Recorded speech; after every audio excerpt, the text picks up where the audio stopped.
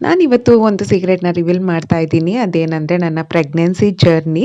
So ನನ್ನ ಯೂಟ್ಯೂಬರ್ಸ್‌ಗೆ ಗೊತ್ತಿರಲ್ಲ ನಾನು ಪ್ರೆಗ್ನೆಂಟ್ ಆಗಿದ್ದೀನಿ ಅಂತಾನೆ. ಬಿಕಾಸ್ ನಾನು ಎಲ್ಲೂ ಕೂಡ ವೀಡಿಯೋಸಲ್ಲಿ ಶೇರ್ ಮಾಡಿಲ್ಲ. ಬಟ್ ನನ್ನ ಕ್ಲೋಸ್ ಸರ್ಕಲ್ಸ್‌ಗೆ, ಫ್ರೆಂಡ್ ಸರ್ಕಲ್ಸ್‌ಗೆ, ಫ್ಯಾಮಿಲಿಗೆಲ್ಲ ಗೊತ್ತಿದೆ. ಸೊ ಆಲ್ರೆಡಿ ಡೆಲಿವರಿ ಕೂಡ ಆಗಿದೆ, ಮಗು ಕೂಡ ಆಗಿದೆ. ಅಪ್‌ಕಮಿಂಗ್ ವೀಡಿಯೋಸಲ್ಲಿ ಶೇರ್ ಮಾಡ್ಕೋತೀನಿ ಯಾವ ಮಗು ಆಗಿದೆ, ನಾರ್ಮಲ್ಲಾ, ಸಿಸೇರಿಯನ್ನಾ ಅಂತೆಲ್ಲ ಹೇಳಿ.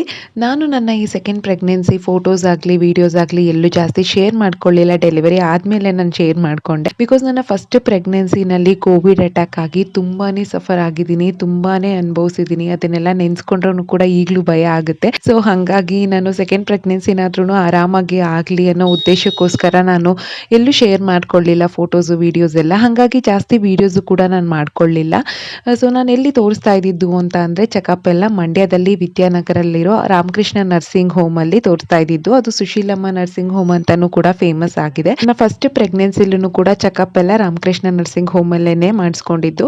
ಬಟ್ ನನಗೆ ಕೋವಿಡ್ ಆಗಿದ್ದರಿಂದ ಮೈಸೂರಲ್ಲಿ ಡೆಲಿವರಿ ಆಗಬೇಕಾಯಿತು. ಸೊ ನನ್ನ ಫಸ್ಟ್ ಪ್ರೆಗ್ನೆನ್ಸಿ ಜರ್ನಿ ಯಾವ ರೀತಿ ಇತ್ತು ಅಂತ ಅಪ್ಕಮಿಂಗ್ ವಿಡಿಯೋಸಲ್ಲಿ ಸಾಧ್ಯವಾದರೆ ಶೇರ್ ಮಾಡ್ಕೋತೀನಿ. ಸೊ ನಾನು ಮೊದಲೇ ಹೇಳಿದಾಗೆ ನನ್ನ ಚೆಕಪ್ ಎಲ್ಲ ಸುಶೀಲಮ್ಮ ನರ್ಸಿಂಗ್ ಹೋಮಲ್ಲಿ ಮಾಡಿಸ್ಕೊಳ್ತಾ ಇದ್ದೆ. ಮತ್ತು ಅಲ್ಲಿ ಸ್ಕ್ಯಾನ್ ಎಲ್ಲ ಬರಿಬೇಕಂದ್ರೆ MDCಗೆ ಬರಿತಾ ಇದ್ರು. ತೋಟದ ಮನೆ ಅಂತಾನೆ ಫೇಮಸ್ ಆಗಿದೆ ಅದು. ಸೊ ಪ್ರತಿಯೊಂದು ಸ್ಕ್ಯಾನಿಂಗು, ಯೂರಿನ್ ಟೆಸ್ಟ್ ಆಗಲಿ, ಬ್ಲಡ್ ಟೆಸ್ಟ್ ಆಗಲಿ ಎಲ್ಲ ಅಲ್ಲೇನೆ ಮಾಡಿಸ್ಕೊಳ್ತಿದ್ದು. ಡಾಕ್ಟರ್ ಉಷಾರಾಣಿ ಮೇಡಮ್ ಅಂತೂ ತುಂಬಾ ಚೆನ್ನಾಗಿ ಚೆಕಪ್ ಮಾಡ್ತಿದ್ರು, ಗೈಡ್ ಮಾಡ್ತಿದ್ರು. ಸೊ ಹಾಗಾಗಿ ನನ್ನ ಸೆಕೆಂಡ್ ಪ್ರೆಗ್ನೆನ್ಸಿನೂ ಕೂಡ ಇಲ್ಲೇ ಚೆಕಪ್ ಮಾಡ್ಸೋಣ ಅಂತ ಹೇಳ್ಬಿಟ್ಟು ಅಲ್ಲೇ ಕಂಟಿನ್ಯೂ ಮಾಡಿದ್ವಿ. ಸೊ ಒಂದೇ ಒಂದು ಫಾಲ್ಟ್ ಅಲ್ಲಿ ಏನಂದ್ರೆ ಬೇಜಾರಾಗುವಂತದ್ದು, ತುಂಬಾನೇ ಕಾಯ್ಬೇಕು, ಅಲ್ಲಿ ತುಂಬಾನೇ ಕ್ರೌಡ್ ಇರುತ್ತೆ ಯಾವಾಗ್ಲೂನು. ಮಾರ್ನಿಂಗ್ 6:30ಗೆ ಹೋಗಿ ಕೃಷ್ಣ ಟೋಕನ್ ತಗೋತಿದ್ರು. ಸೊ ಆದ್ರೂ ಅಷ್ಟರಲ್ಲೇನೆ ಒಂದು 15 ಟೋಕನ್ಸ್ ಆಗ್ಬಿಡ್ತಿತ್ತು. ಡಾಕ್ಟರು 10 o'clock ಹಂಗೆ ಬರ್ತಿದ್ರು. ಸೊ ನಾವು ಒಂದು 10:30, 11 ಹಂಗೆ ಹೋಗ್ತಿದ್ವಿ.